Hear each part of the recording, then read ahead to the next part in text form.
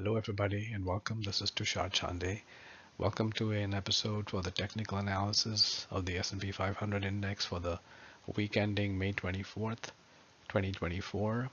It was a big week in the market with earnings from Nvidia that were overshadowed by the minutes of the previous Fed meeting as well as some slightly hotter than expected economic data. So let's dive in. A gentle reminder, past performance is not necessarily indicative of future results. Overall, a good week in the market. We now have 8 consecutive closes above the March resistance, and we closed up higher even before a holiday weekend after a sharp outside reversal on Thursday. This reversal occurred because even though Nvidia reported great earnings, we had minutes from the prior Fed meeting as well as some slightly hotter than expected economic data. So the market was worrying again whether the Fed will cut rates at all this year.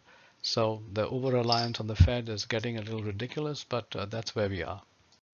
In the lower panel, we have the CHATS indicator or the Chande Absolute Trend Strength Indicator. The scale is minus 100 to plus 100. We have a reading above 70, so we will assume that the uptrend is still in force until we know otherwise. This is the TC Arch indicator, the automatic regression channel indicator, plotted with a 55-day look back and 8-day delay with a plus or minus 1 sigma and a plus or minus 2.5 sigma volatility bands.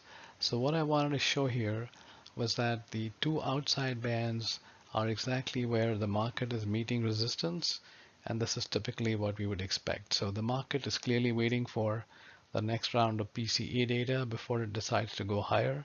But you could consider this as a retest of the breakout, and perhaps we might need another retest or two before we head higher.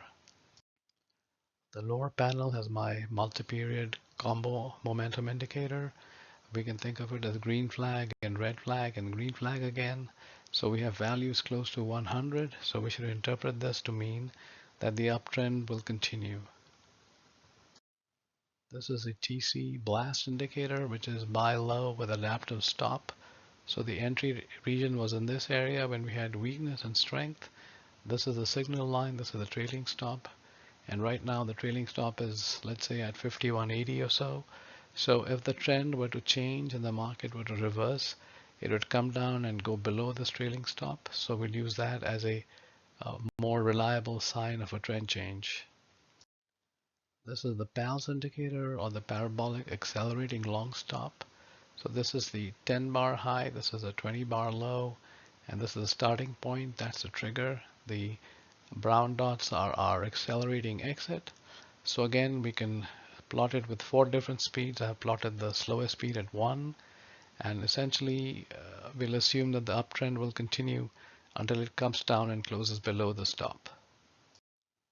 So this shows you that my initial target is around 54.25, let's say, and because of the reliance on the Fed, the market is waiting for PCE data before it can resolve the stalled condition here. So the PCE data are on Thursday, the 30th, so let's look for that. The market clearly looks for a sustained improvement in inflation data to come, as well as a gradual deceleration in the employment data, so they would like to see the economy slowing down. The tools I've used are at TrendSpider.com, and I hope you will like and subscribe. Thank you for listening.